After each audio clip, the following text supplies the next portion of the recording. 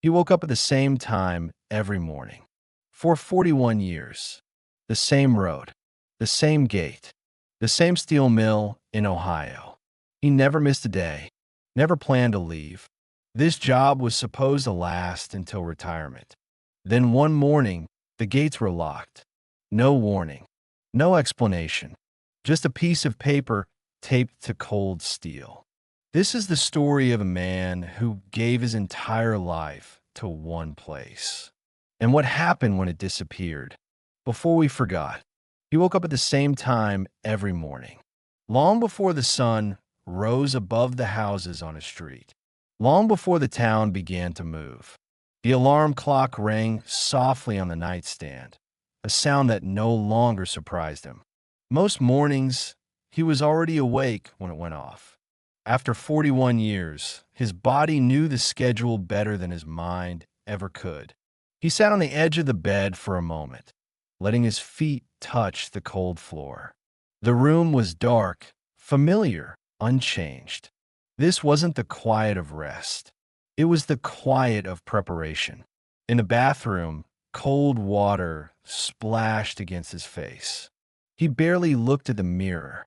The man looking back felt familiar, but distant, like someone he had known for a long time, but never truly studied. The lines in his face hadn't arrived suddenly. They came one shift at a time, one year after another. In the kitchen, the coffee maker clicked on. Steam rose slowly into the air. He stood there without rushing, hands resting on the counter, waiting.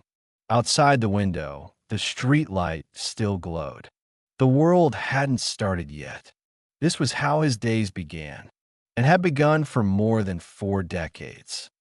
He put on the same jacket he always wore, not because it was special, but because it felt right. The fabric had softened over time. The elbows were worn.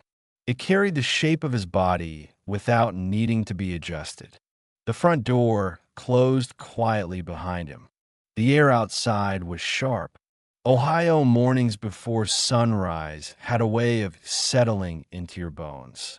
He walked to his car and followed the same route he had driven thousands of times before, past rows of modest houses, past the gas station that opened early for men like him.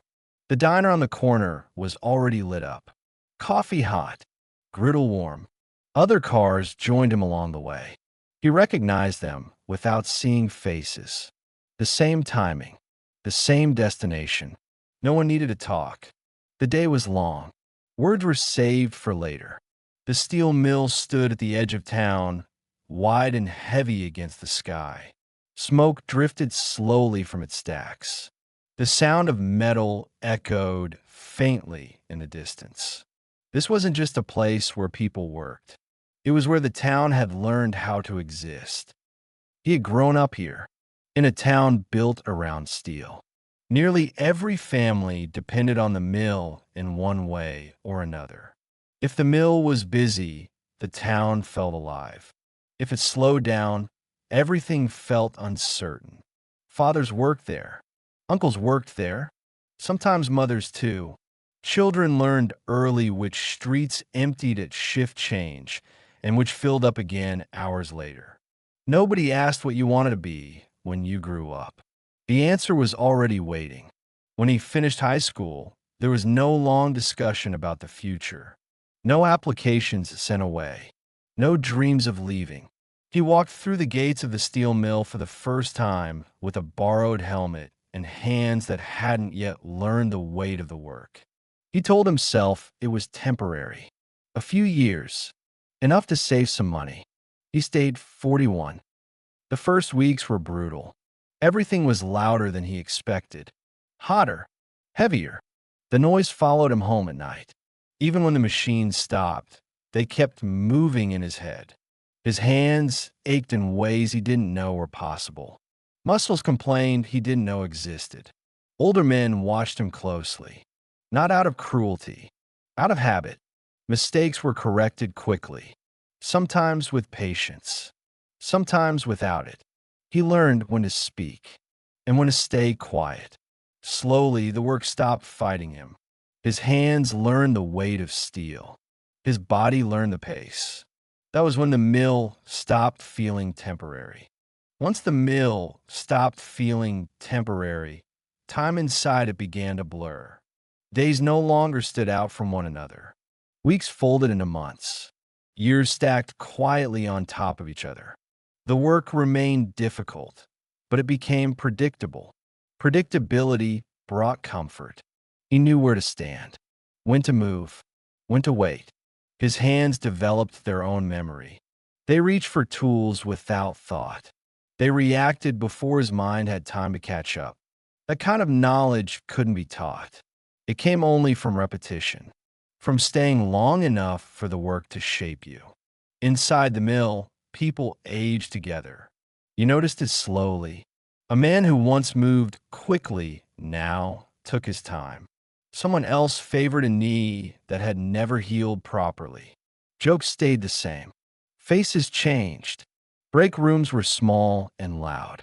Coffee was strong and always too hot. Conversation drifted from weather to sports to complaints about management. Some topics were avoided. No one talked much about fear. No one talked about what they would do if the mill ever closed. As long as the machines kept running, that question stayed theoretical. The mill demanded attention.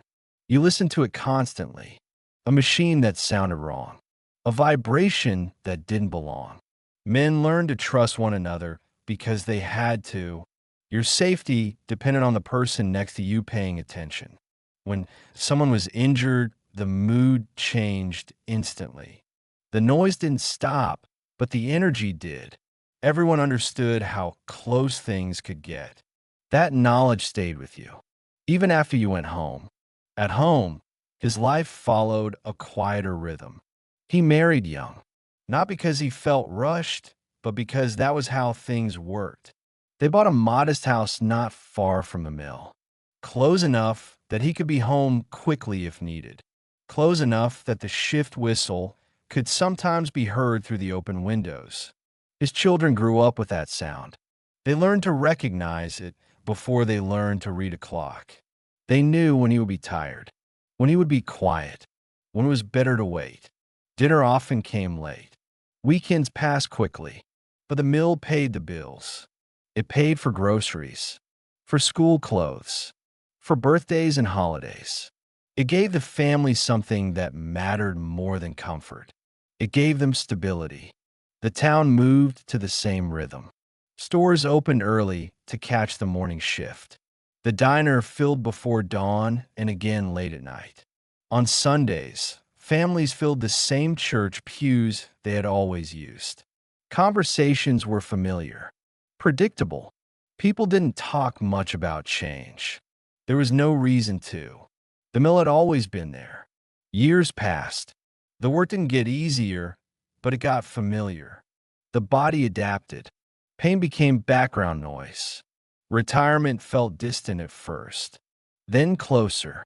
He began to measure time differently, not in decades, but in remaining years. 5 more years, maybe 10. He had done everything right, stayed loyal, worked hard, showed up every day. That was supposed to mean something. The first signs of trouble were easy to dismiss. Overtime disappeared, then returned briefly, then disappeared again. A few men were laid off, later rehired. Management talked about efficiency, about competition overseas. The machines grew older. Repairs took longer. But the mill kept running. And as long as it did, hope stayed alive. People told themselves stories. Orders would pick up. The market would stabilize. This wasn't the first slowdown. The mill had survived worse. It had survived wars, recessions, decades of change. It would survive this too. Then one morning it didn't. The gates were locked. No meeting, no warning. Just a piece of paper taped to cold steel. Operation suspended. Effective immediately. Men gathered quietly outside the fence. Some angry, some confused, some staring at the building as if it might explain itself. He stood there longer than he meant to, looking at the place where he had spent most of his life. 41 years, gone in a sentence. The days after felt wrong. Mornings stretched longer than they ever had. The coffee tasted the same, but the routine was gone. He still woke early, still reached for habits that no longer had a purpose. Around town, things changed quickly. Stores closed. Families moved away. The diner lost its early crowd. The streets grew quieter. The mill had been more than a workplace. It had been an anchor. Without it, the town drifted. He applied for work where he could. Forms were filled out carefully. Applications submitted slowly. Employers noticed his age before his experience. The mill had trained him for one place, not for the world outside it. Sometimes he drove past the old building. The parking lot was empty now, the windows dark. Steel had once flowed there. Now there was only silence. At first, he treated the days after the closure as temporary. A pause, an interruption. He told himself something else would come along, something nearby, something familiar enough to feel right. He kept his alarm set, kept waking before sunrise. Old habits were hard to let go of. They gave shape to the hours. Morning coffee still tasted the same, but it no longer pointed anywhere. He began to notice the house more. Small sounds he had missed before. The way the floor creaked near the kitchen door. The hum of the refrigerator in the quiet. He fixed things that didn't need fixing. Adjusted shelves. Repaired a fence that had been standing fine for years. Work had always told him what to do next. Now, he had to decide for himself. That felt unfamiliar. Conversations at home changed. They became slower, more careful. Purchases were postponed, plans reconsidered. No one said the word fear out loud, but moved through the rooms quietly. He watched the calendar without meaning to. Days passed. Weeks followed. The calls didn't come. Around town, the change was impossible to ignore. The diner shortened its hours, then closed on weekdays. A hardware store shut its doors. A grocery store followed. Families moved away quietly. Houses went up for sale. The streets felt wider without traffic. Emptier. The mill had once pulled everything toward it. Without it, the town loosened. He ran into old coworkers occasionally. At the store. At the gas station. Conversations followed the same pattern. How you holding up? Getting by. No one stayed long. There wasn't much left to say. They had shared years of noise and motion. Now they shared silence. He tried to imagine what life would look like next. The mill had given him identity, direction. Without it, days felt unanchored. He wasn't angry. Not exactly. There was sadness and confusion. Mostly, there was a quiet sense of being left behind by time. Sometimes he drove past the mill. The gate stayed locked. The parking lot empty. Weeds pushed through cracks in the pavement. Windows reflected the sky instead of light from inside. It was strange to see something so solid feel abandoned. He remembered the heat, the noise, the weight of steel moving through the building. All of it felt distant now. He didn't regret the years. The work had fed his family. It had given him purpose. He had done what was asked of him, and more. But he wondered sometimes what might have been different if someone had told him how it would end. Not suddenly, not dramatically, just finished. Over time, acceptance arrived quietly. Not all at once, not with any announcement. It came in small moments. A morning when the alarm didn't feel necessary. An afternoon spent outside without checking the clock. He began to take longer walks, to notice things he had passed for years without seeing. The town, the trees, the sound of wind instead of machines. Life continued, differently, slower. He learned to fill time without measuring it against work. Some days were heavier than others.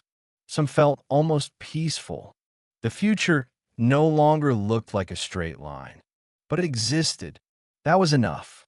This story isn't unique. It happened across Ohio, across the Rust Belt, across an entire generation.